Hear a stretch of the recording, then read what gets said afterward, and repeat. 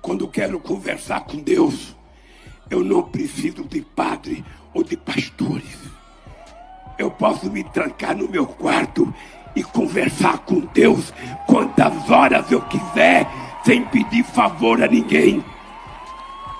É assim que a gente tem que fazer, para a gente não ser obrigado a escutar pessoas contando mentira, quando deveria estar cuidando da fé, quando deveria estar cuidando da espiritualidade, quando deveria estar lendo a Bíblia decentemente e não inventando nós coisas. Somos chamados para viver realmente a vontade de Deus, os mistérios do reino do Senhor, a revelação do Senhor.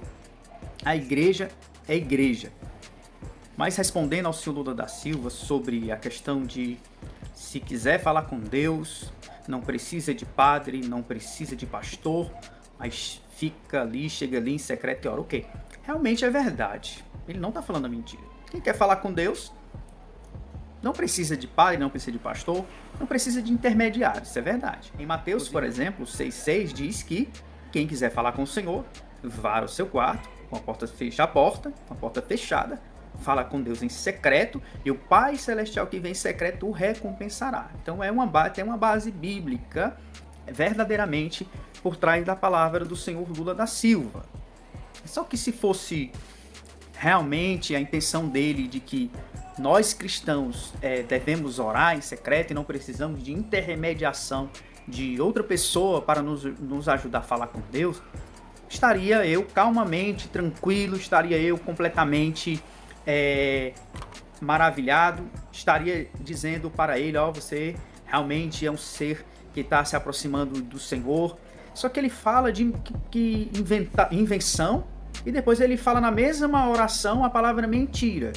Então quer dizer que quando nós não estamos orando em secreto, nós pastores e padres, estamos então inventando coisas ou estamos mentindo.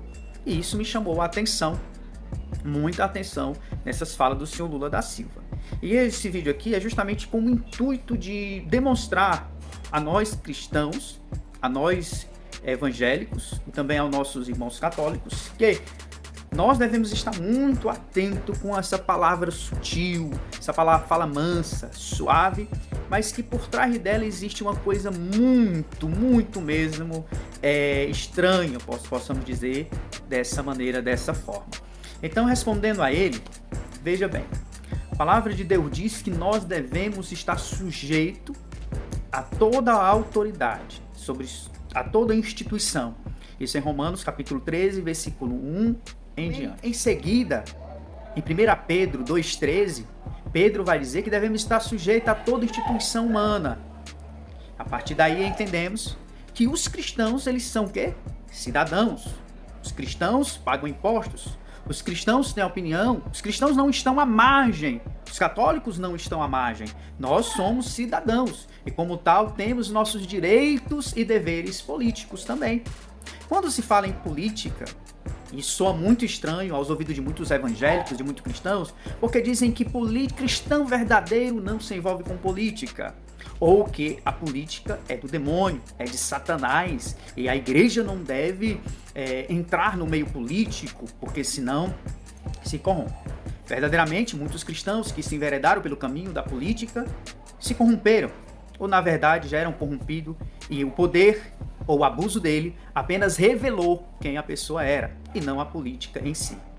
Então, o cristão, o que é o conceito então de política? Política vem de organização, vem da arte de governar. E o que é religião? Alguns vão dizer religare ou relegare, do latim, que é retornar, revisar, fazendo com que o homem se volte, o perdido se volte para o eterno, para o divino, para Deus. Então, será realmente que política não pode se envolver com religião? Ou será que a política ela é laica ao ponto dela também não ter um enveredamento ou um posicionamento político e, por sua vez, a política é laicista? É meio estranho as falas do senhor Lula da Silva. Então, a partir daí, vamos também conferir em 1 Timóteo, capítulo 2, que nós devemos, com ações de graças, com súplicas e orações para os reis e também para aquele que está instituído em poder, devemos suplicar, orar, interceder por aqueles que estão em autoridade, que estão em evidência no governo. Então o cristão, ele deve sim orar, ele deve sim clamar.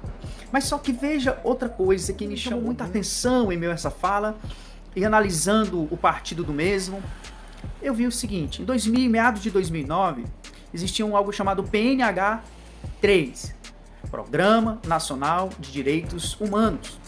E dentro das diretrizes desse programa, 3 coisas me chamaram a atenção. A diretriz desse programa era regulamentação das mídias, ou seja, você vai poder dizer aquilo que o governo está alinhado com o governo.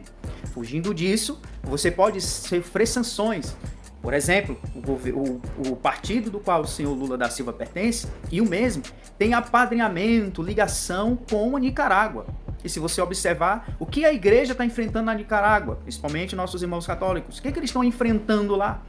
Perseguição, privação e sanção. Não podem mais fazer suas reuniões, estão sendo perseguidos, estão passando por um vexame. Daniel Ortega, amiguíssimo do senhor Lula da Silva, está fazendo isso com os cristãos lá na Nicarágua.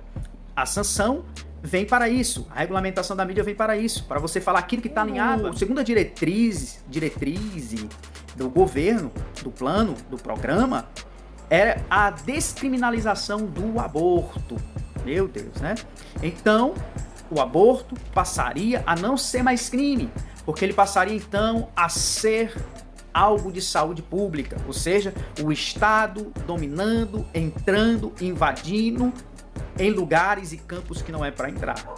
O Estado cada vez mais forte, e cada vez mais entrando em questões da família, e que pai e mãe devem ser os tutores da situação, e não o Estado.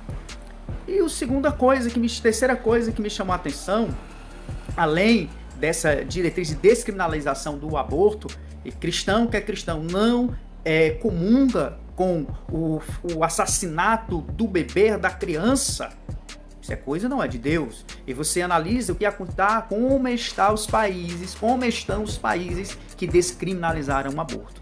Terceira diretriz: retirada de símbolos religiosos da instituição pública, ou seja, toda imagem que conotava a um ser divino, a um personagem bíblico, a um ser divino, deveria ser retirado. E o governo do senhor Lula da Silva, ele estava com esse programa: vamos retirar todas as imagens da instituição pública, o país é laico, vamos tirar. O que foi que aconteceu?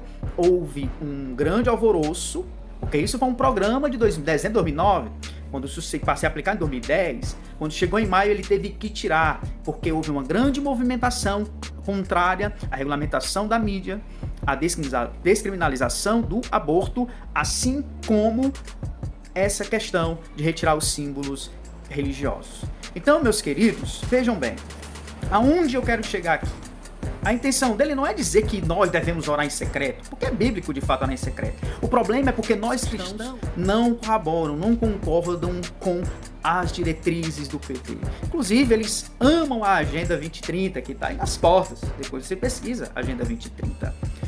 Quando no mais, nós vamos nos aprofundando e percebemos uma grande questão das coisas.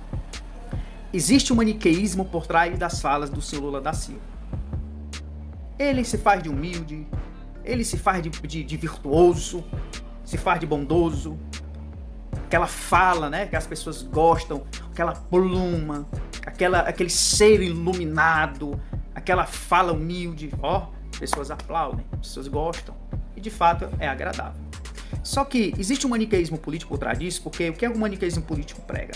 Prega que você tem que estabelecer um inimigo, um único inimigo, e você tem que disseminar sobre esse inimigo coisas ruins nas mídias sociais, como Facebook, Instagram, como no Twitter e etc.